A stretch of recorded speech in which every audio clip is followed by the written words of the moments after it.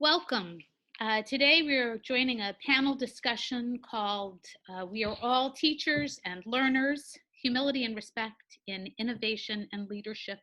My name is Julie Mountcastle, and I'm joined by Paul Ellingstad and Charlie MacCormack, and we're looking forward to a great conversation this morning. We're going to begin with just a brief introduction for each of ourselves, and then we'll give a key piece of advice. And then we have some questions to start us off talking, and I'm sure it will take off from there. As I said, my name is Julie Mountcastle. I am the head teacher and second grade teacher at Slate School. Slate School is an independent 501c3 elementary school in North Haven, Connecticut. It's fairly new, open about 2 years. And we are a curiosity-driven school, so we teach everything that the children need to learn through the lens of their own passion and their own interests. It's student-centered and educator-facilitated. It's on 25 acres here in North Haven, Connecticut. It's an incredibly beautiful place, and I am, just amazingly lucky to have this position and work with the people that I work with here. In terms of a key piece of advice around the idea of humility and respect, I would just say that I have a lot of respect for the phrase, I don't know. And I think for me, those are the most important words I could say in a lot of situations, because often I don't know. And it's so amazing to be surrounded with so many people who have such incredible expertise, or even just so many different lenses to attack problems and to think about ways that we can make our school better and our world better, help our families, our community. I don't know, I think, is the best advice I can give to anybody. Say it when you don't know, because it also empowers our children to have the confidence to be able to identify things, that they need help with, and areas where they recognize other people's input would be really valuable. So just in brief, I would say, for me, my best advice is to say, I don't know. So I'll introduce now Paul Ellingstad. Paul, if you could tell us a little bit about yourself and then your key advice for people around this topic. Great, thanks, Julie. So I'm talking to everyone today from my home office in Mountcastle, Ireland, which is in the west of Ireland.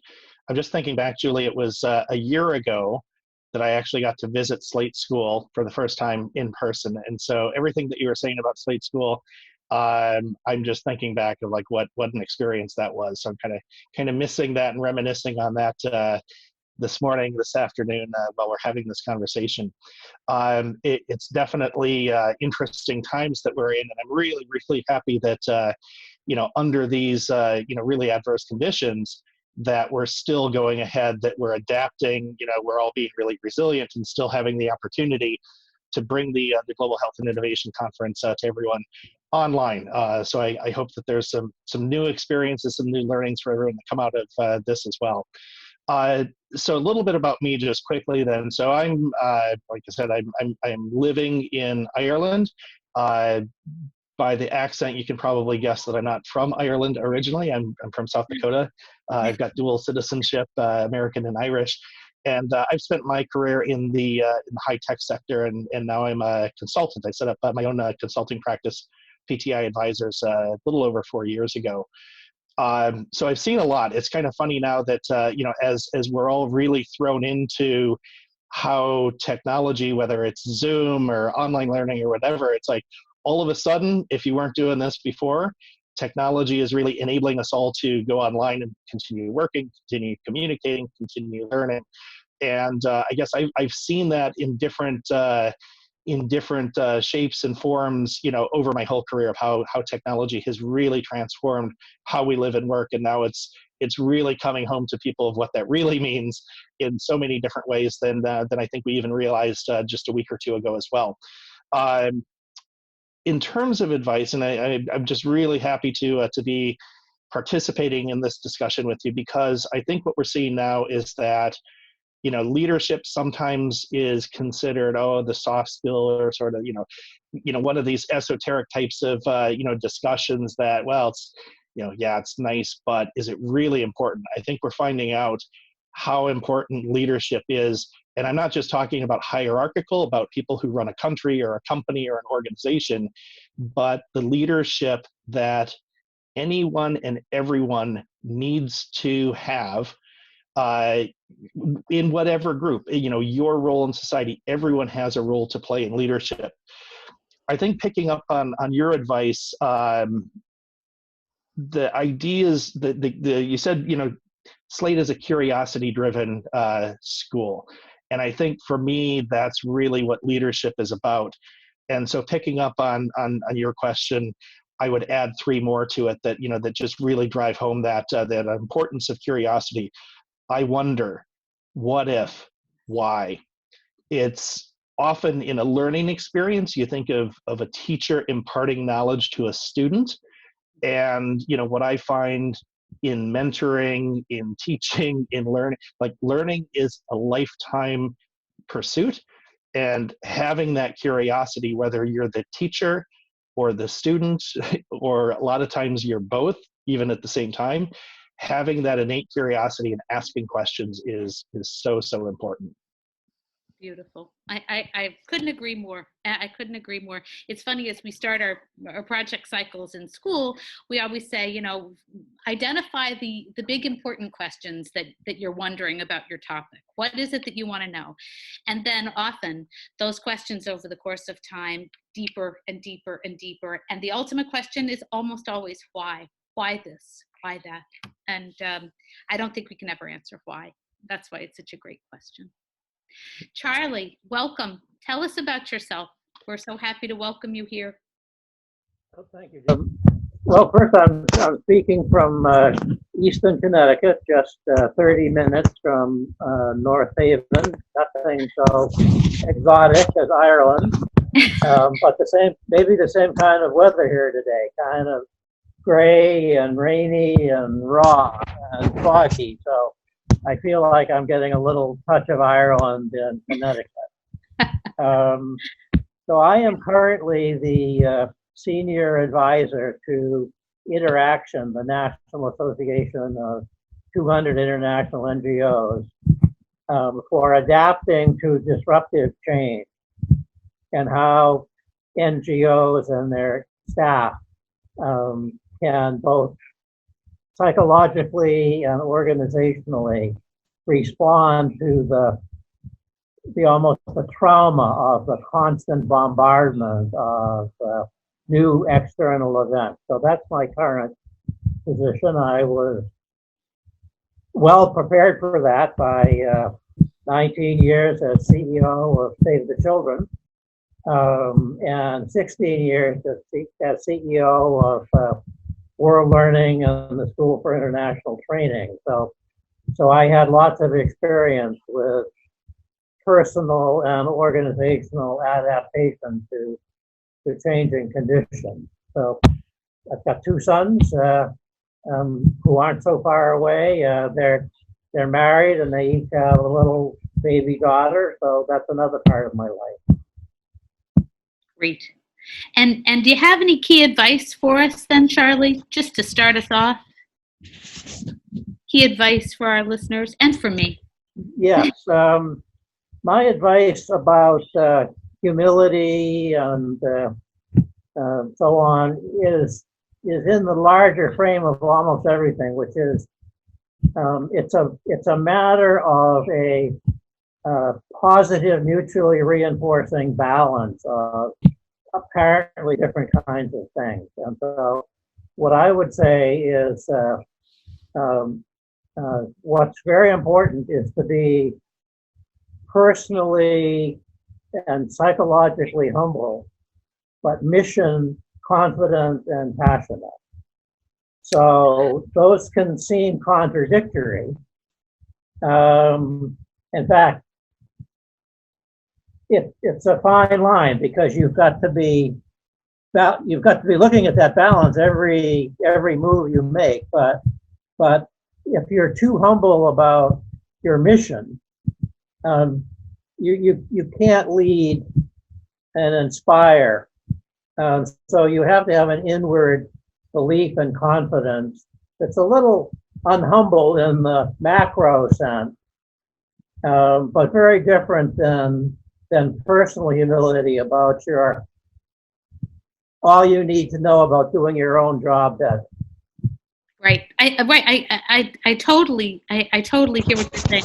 I think some people do confuse humility with a lack of self-confidence, but you can be absolutely confident, I think, about your mission. Know that the thing that you're setting out to do is important and why it's important, and be confident that you're doing the right thing, and still understand that that maybe as a person you can have help and always get better at working toward that mission. It can be an interesting distinction, and yet we can be absolutely confident and driven by a mission that we know is a good mission, a solid mission, and still be humble in our personal work toward that aim. And I do think that can be confusing to people, but I think the lack of that humility, as you're trying to achieve something, certainly as part of a group, is incredibly toxic, actually.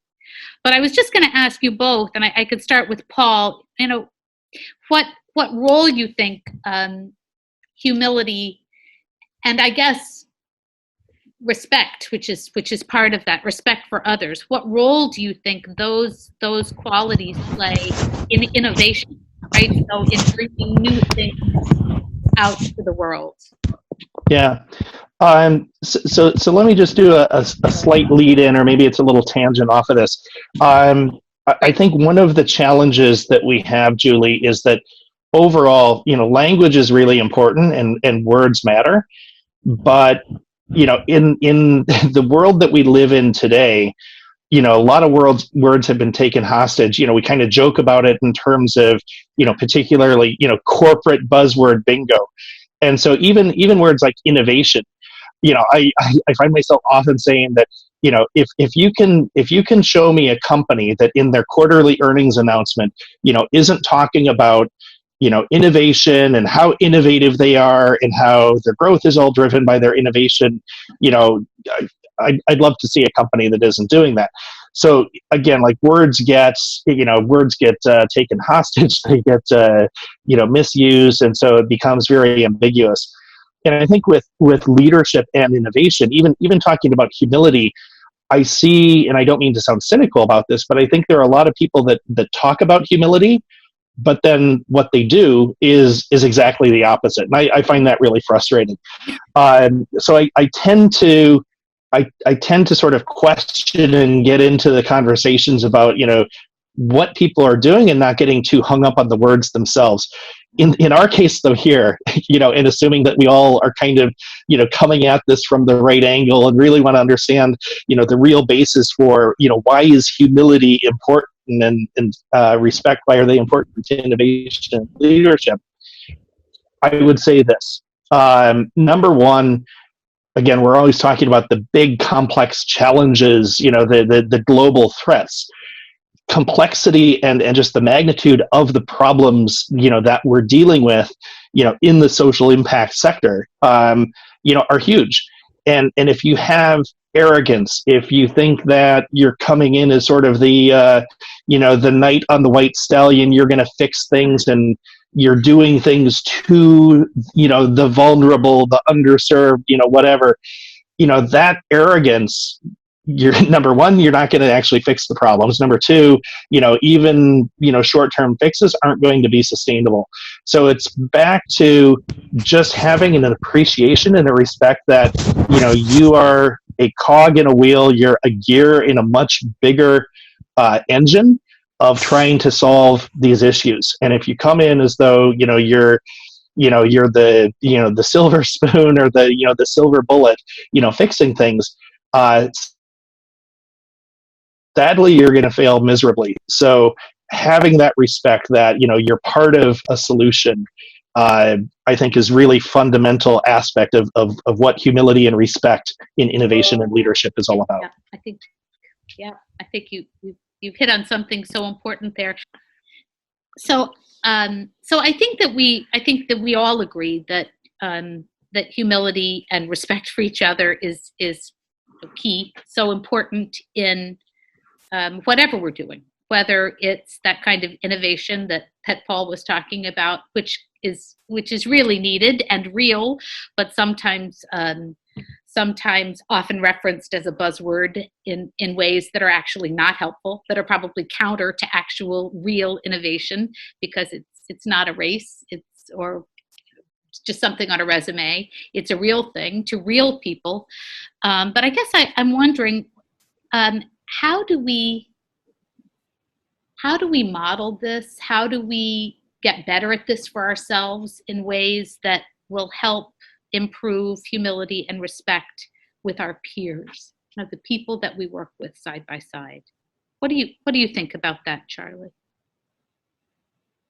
Well, first, I think with everyone, including ourselves, we learn more from what others do than what they say. So you cannot preach humility and be arrogant, to put it mildly. And so modeling is most important in terms of sending messages. I also think that the demonstration of humility in behavior has to be rooted in individual centeredness. So we can manifest humility in somewhat different ways. So in my own case, at work, and so I would always clean up the dishes, wash the dishes, put the coffee cups away at the end of the day, take care of the little tasks, empty the wastebasket that so many people expect someone else to do for them. And I was happy to do it, by the way. That was kind of how I was raised, and but people aren't used to seeing that in their CEOs and people who are supervising scores or hundreds of different kinds of people. So there is that. It's also showing appreciation for the people who do the smaller jobs, the receptionists and the house cleaners and so on. So not everybody has to do it that way, and so it's more about demonstrating who we really are and that we are no better than our peers. So that's what I would say about how you best extend it, is by exemplifying it and then having your leadership team exemplify it and hiring people because they respect others. Yeah, how do you know? How do you know? How do you identify those people when you're hiring? How do you test for that? What question can you ask? What is it, a feeling? I ask this I wonder this for myself, but how do you know when you're hiring someone? How do you know that they're humble and respectful? Well, it's a good question, of course, because I started off with the takeaway of combining mission confidence and personal humility. And if you're interviewing someone, you don't want them to be looking down at the floor and not appearing to have mission confidence. So it's a multiplicity of things. You can find it out from references and the kinds of organizations that people have worked with previously. You can particularly find it out by checking with those who worked for somebody else, not over somebody else, and say, how did you feel with this person as your boss? And did you feel that they were listening to you and inspiring you? Because your true person follows you behind. You can't, and you can't reinvent yourself in 5 minutes either. So if you haven't demonstrated in this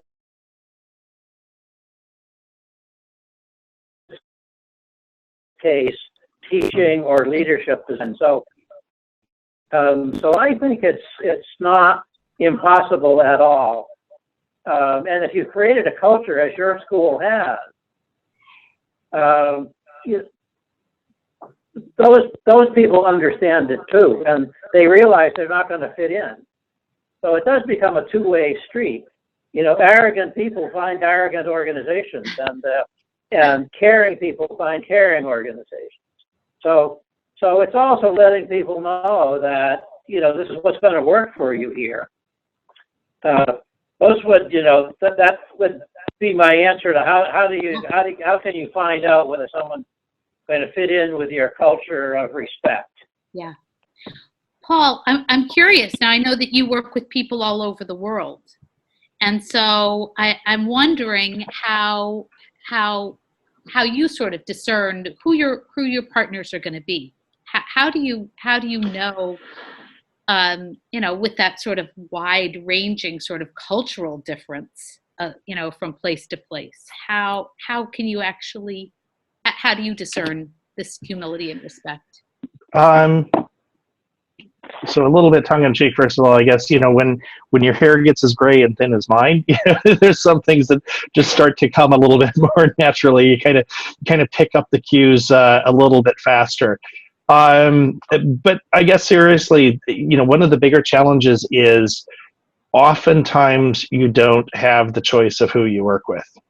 In an ideal world, you'd say, these are the partners, these are the clients, these are the people that I want to work with because, like-minded, same values, etc. A lot of time, in fact, most times you don't have that luxury of choosing. I find that, you do have to kind of draw the line of understanding your own values and being very clear about those. And I find, I suppose, some of the tougher people that I've worked with, you can still have a level of respect and engagement. It doesn't have to be the type of divisive, I'm right, you're wrong, that we see in so much of life today. You can still disagree with people, but I think, in a respectful way, call out, behaviors and values that you don't agree with. And rather than just sort of shutting people down and disengaging, I think it's important to welcome the conversation. And a lot of times that's really, really difficult, when you have people that are, diametrically opposed to some of your beliefs. What I find in particular is, a big one comes down to, again, it's kind of the arrogance of, we know better, we don't have time. You even get some of the flippant, comments like, this isn't a democracy. This isn't, kumbaya, da da da. All sorts of really, flippant, disparaging, disrespectful things. So there's, again, what goes into that is, we don't have time for this. We don't have time for getting everyone, working together arm in arm. And it's not that at all. It's about understanding. And again, the respect of, you think you know more than you actually do. And you can go down this route and you can short circuit things, but guess what? It's going to be a much more expensive, much longer, path to go, if you don't sort of stop and someone said the other day, they referenced Ernesto Ciroli, who, if your audience hasn't heard of Ernesto, Google Ernesto Ciroli, shut up and listen. It's absolutely brilliant advice about being very humble and modest and learning from others that you're working with. Wow, that's great. We hear a lot about, building consensus. which I think is kind of a funny, I don't know, I think it's kind of a funny way to go about things. Consensus generally builds on its own if it's a good idea. You probably don't have to do a lot of, campaigning for a good idea. Obviously, different people have different ideas toward the same end, but you don't really have to build a lot of consensus for good things that you have good ideas about. So you were talking, and I was thinking to myself, so sometimes I am interested in having people on my team, or people that I'm working with, or people that I consider mentors, who I know are really going to give me the straight word about my own behavior. Going to say, listen, what you're saying there is wrong. I think that you need to go back and think about this some more. And I'm just wondering if you both have had people like that in your careers, and if you have people like that in your lives who keep you on the right track, and who they are and what they do for you. I'm just interested. Well, I would say, ideally, you encourage everyone to be that person, not just exceptional individuals. And Mayor Ed Coach of New York, whenever he would go out politicking, his first sentence would be, "How am I doing? How am I doing? What can I do better?" And I really drew upon that, and would always, in any conversation, say, "How are things going? Is there anything I could be doing that's better?" And believe me, when invited, people are not hesitant to give you all the feedback you could possibly imagine. Sometimes it's not correct. Most times it is. So if people feel they have permission to give one another feedback, they are going to give it. And as I say, it has to be an hourly thing, not something that builds up and builds up and builds up. And what am I going to tell poor Charlie that, he talks too loudly or whatever it is, or talks too much. And that also softens the blow of the feedback. Yeah. Because when you're getting it all the time, and a lot of it is, change this, change that, you can take it as an attack. You don't, because you're just getting it day in and day out.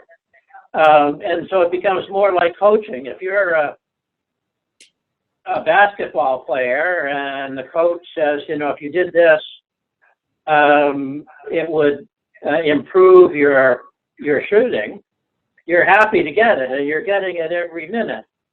So I guess what I'm saying is it's an organizational culture, it's a personal style that is also successful. So this is not just a tool, a nice thing to do. It really, really, really makes organizations more effective. Now, when people have good advice, you have to follow it. So they have to see, that you're not just faking it with them and, asking their opinion about whether you talk too much and then go and talk too much. But if they see the organization is learning and the leaders are learning, that creates an incredibly positive feedback loop. Great. Paul, do you want to add to that? Yeah, I'll give sort of two different angles on this. So one is my background when I was working in high tech with Gateway and Compaq and HP. I started my career in market research and had a number of different roles in marketing and strategy and communications. Probably one of the most daunting isn't really the right word for it, but one of the most exposed roles that I had. I was chief of staff for our head of sales, for Compaq and then HC in Europe. First Olaf Swanti and then his predecessor Jan Zadek. And sales is just one of these roles that there's no hiding. You're making your numbers or you're not. And so being at the coal face, so to speak, working with Olaf and then with Jan of, you're going through these business reviews with, country teams, regional teams. And again, there's no hiding. And what I saw in that again is, you can be very tough, about the situation, but it's also down to, how the person, if someone's straight with you and you're straight with them, you can work through the most difficult situations, and come out the other end. But, when you start dancing around and making excuses, and, it can implode very quickly. So I think, again, it's this concept of openness, honesty, respect, both for yourself and who you're representing and what you're doing, and ultimately for the actions that you take, but respect for the person that, you're engaging and dealing with as well. So I definitely learned, a lot of very, very big lessons for life, from both Olaf and from Jan. The other one that I wanted to add, though, is that I find that kids, particularly your own kids, have a level of brutal honesty that, can be very, very sobering. And, that's maybe one of these, glass half empty, glass half full, the bittersweet side of parenthood. Kids can be brutally honest, and most of the time it's pretty good. Yeah. I often say that parenting is a very humbling job, because, you make a lot of mistakes, and if they're not telling you about them now, you are definitely going to find out about them later. Yes, indeed. So I just, what I hear from you both is so inspiring, and I think we learn this. I think, humility and respect for others is learned, and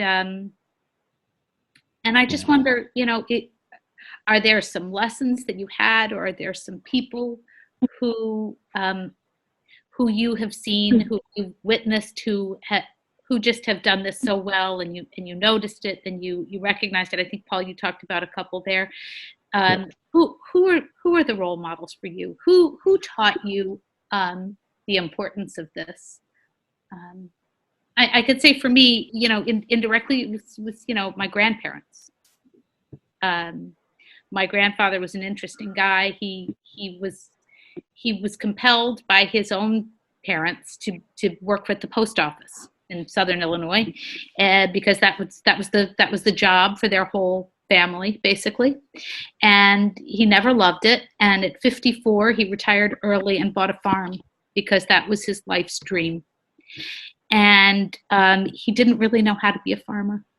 He just knew he wanted to. And so he spent a lot of time, in this town of, 800 people, and getting smaller every year, asking them, well, how do I do that? How do I do that? I want to be a farmer. I want to be a good farmer. How do I do it? And it was just so inspiring to me that he had this mission, and it wasn't driven by something that he was already good at.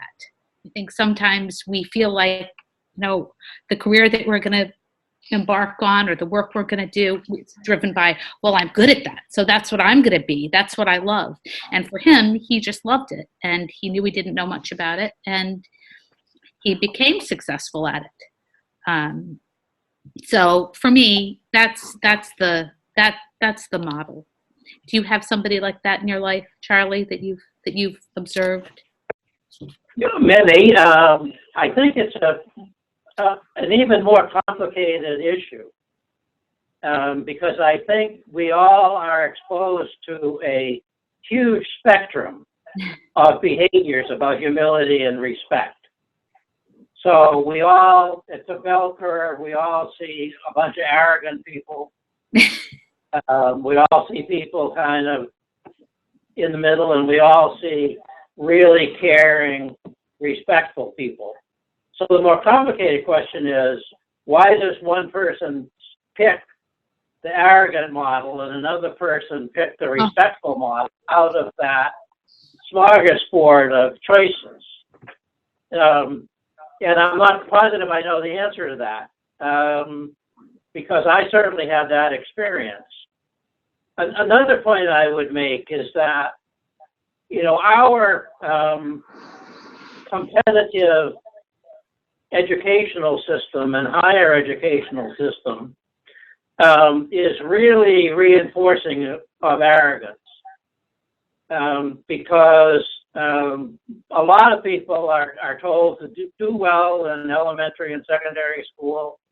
In secondary school, be a leader, be a sports captain, get good grades, do better than other people, be popular. It's all comparative. And, as a teenager, that's a real easy trap to fall into. Absolutely. And then if you go on to an elite higher education institution, Ivy League or whatever, as so many big time leaders do, you're constantly told 1,000 people wanted to be here and you're the one who got here. You're privileged to get this education, and you've got to go forward and rule the world as a result of this privilege.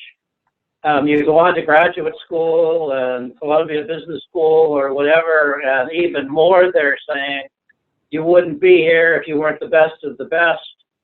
And so, the U.S. system is significantly designed for elite leaders to make you feel pretty special if you're not careful about it. So that's another real challenge in this conversation, I think.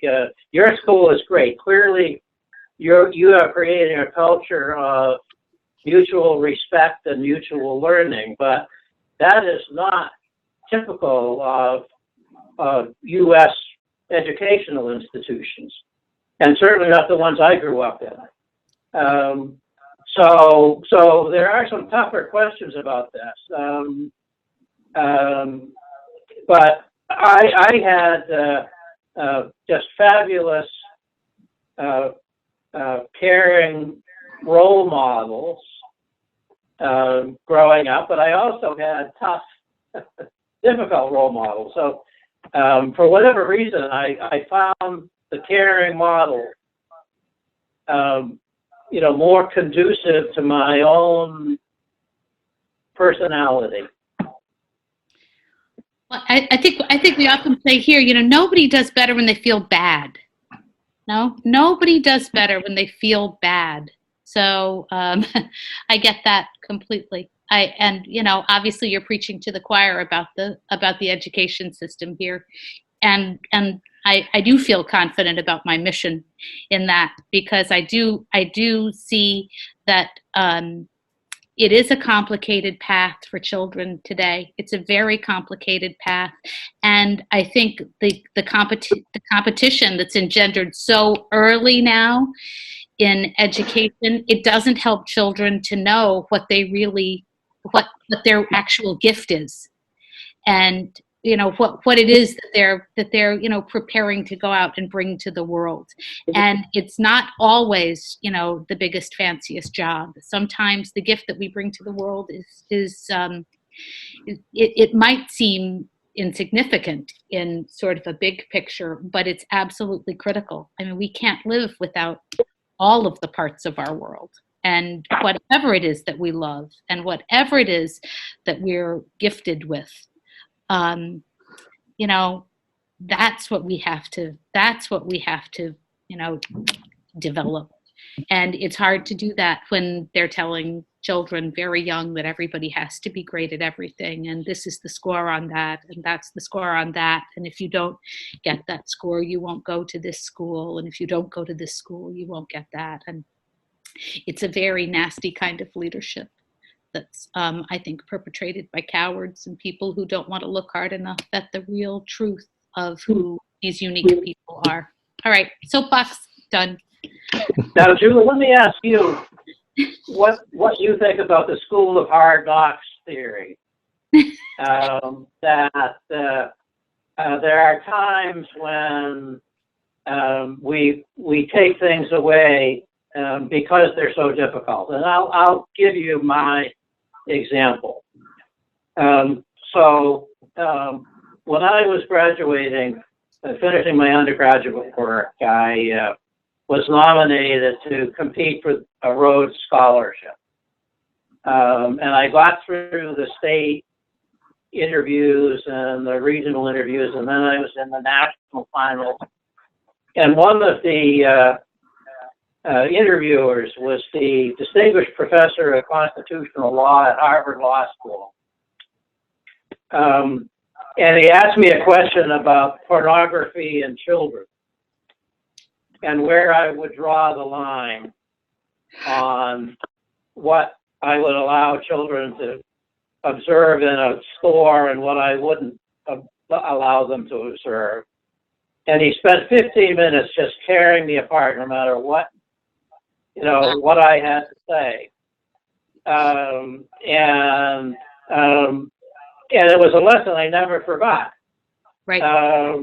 Meaning, number one, there are a lot of people out there a lot smarter than I am, period. And second, when someone knows a lot more than you do, and by the way, there's no right or wrong answer, approach your answer, kind of by saying, I'm sure there's no right or wrong answer to this. And on the one hand, there are these considerations, and on the other hand, there are those considerations. And I would have probably come out of it okay, but by trying to answer the question, right, when I wasn't qualified to answer the question, I had a very, very tough lesson, and it wasn't fun. It was the most embarrassing 15 minutes I've ever had. So, right. So I'm just putting in a little cautionary note here that learning is a multi-splendored thing. Yeah. Well, I'll tell you, and I don't know if you saw it while you were here, but we have great respect for the learning journey here, and we talk about it. And there are sort of there are little representations of the learning journey all over the school. And the thing that we recognize about the learning journey is that it's not a straight line. It needs to be this way. It needs to be moments of incredible challenge and difficulty and lots of roadblocks and lots of I don't knows before you understand something that leads you to the next moment that you're really struggling to learn something, or maybe you're being told no, or maybe it's not available, or whatever understanding you're trying to achieve is being somehow blocked. And we talk about this as the lifelong learning journey. Yep. And I think what you were on was a very steep moment there in your learning journey. And I think if you recognize for yourself that life is full of those, I mean, and maybe not so mortifying as that, but I find lots of little humiliations through the day, and I try not to not notice them.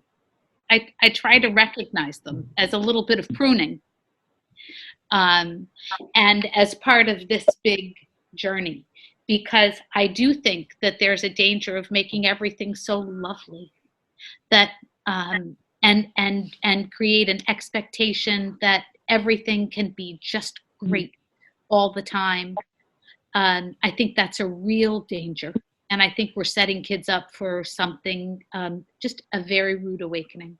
Because while we try to protect kids from things that they don't need to know yet, we have a big thought about, too soon, too much too soon. We do recognize that as they continue in life, the questions become more complex and sometimes more unsavory. And, practicing the learning journey in kind of anything that you do and recognizing that it exists everywhere, I hope prepares them for that. I don't know. Paul, what do you think? Yeah, I think in addition to kids, that applies to adults, adolescents, and everyone as well. I was just thinking as you were talking there.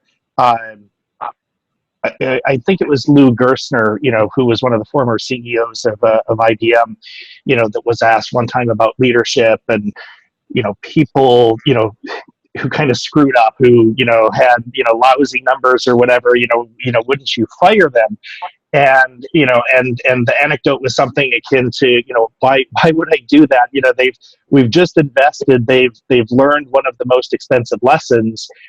They're probably not going to be doing it again. So there's definitely something there of whether it's kids or students or adults, like the idea that you can sort of put people in bubble wrap and sort of protect them. This goes back to innovation as well. It's the trial and error. It's the quote unquote failure, and maybe failure is the wrong word for it. Although that's there is an element of not doing or not achieving what you set out to do. That's part of the learning journey as well. Right. So it's you learn and you grow by having those hard knocks. You kind of hope that they're not fatal, and I mean that more in the figurative sense, obviously. But having those hard knocks are what help us learn. A lot of times, faster and maybe more effectively in some situations than the sort of easy as it goes. It's really about, I think, also just making the space. And again, back to innovation, I find that fortunately, there's more recognition now that failure is okay, and there's not the stigma, or there's not as much stigma as there has been, in the past couple of decades around failure. And you set a big goal, you try to do something, you set out to achieve. If you don't make it, make the time to actually kind of diagnose and learn and then move on. And again, it's like the only real failure, I think, is as the saying goes, is if you're making the same mistakes over and over again, you're not learning, and Right. That's the real failure. But not achieving something you set out to do is not really failure in and of itself. Right. I think it's interesting. Sometimes I wonder about what it would be like in a world where all the answers were yes. I would be completely overwhelmed. I wouldn't know which way to turn. This seems equally good as that all the time. It would be terrible. And so I'm grateful for the no's sometimes because it would be too much to try and figure out. Yeah. Well, I'll just ask if either of you have anything else you'd like to add. Otherwise, I think we're coming to the end of our time here. I have really enjoyed this conversation, and I think I hope that there are times in the future where we can engage in a conversation like this face to face. But boy, I feel so grateful for technology right now that we could have a conversation today from 40 miles away or 1,000 miles away. And especially, I hope that this helps to advance this kind of conversation, honesty about a really important topic. So I'll leave it to you. Do either of you have anything you'd like to add? I'll just summarize about synergy, which is the point that I've been making. And the Quakers have a saying that's more or less, love the person, hate the sin. And that's a synthesis of compassion and caring and respect on the one hand, but discipline and standards and duty and accountability on the other hand. And that's what I would leave this conversation with, that it's combining those apparently contradictory qualities in a way that distinguishes between inner respect and interpersonal respect and mission accountability. Wow, great. That's great. Paul? Just a few parting comments for me. I think, I'll come back to where I started out, that, that we've gotten to a place, and I'm not really sure how we've gotten here. It's just, life goes a million miles an hour and everything else, but where, words have become shorthand, but in doing so, they've become, hashtags that take on whole different meanings. And I think, whether it's innovation or leadership or, particular qualities of leadership like humility or integrity or respect, we're kind of at a point right now that, we almost need to do a little bit of a reset, because we've been programmed, because of the speed and the way that words are being used, that we've done that shorthand, we've done that, coding ourselves of, oh, humility is weakness. Oh, we've got to be decisive and strong and this and that. So I think we kind of need, at least a pause, if not a reset, to stop and think and have a new dialogue about words, what they mean, why they matter, and the meaning behind them is what really counts, not the labels that we put, on the words themselves, but, what are we really talking about? What's really important here, and why? So I kind of invite everyone to reflect on that, but then also that maybe we can take up a new form of dialogue, instead of just doing the abbreviated, 140 characters or, what's the hashtag, and just get this, spit out and move on to the next conversation. Yeah, I think that's so important. And I think, when you were saying that, I was thinking about how the phrase "I'm sorry" or "sorry" has been co-opted and made into something that actually doesn't express apology or excuse me at all. Yeah. And it's really unfortunate. So I think maybe, one of the important takeaways here is, Charlie started it out by saying it's not just about what you say, it's about what you do.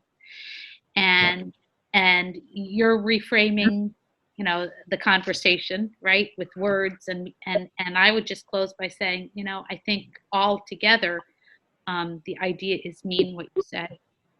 Don't use words that don't mean anything just to sound like something, and mean what you say.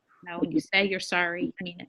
And I will say that I mean this from the bottom of my heart, that you guys are great coaches.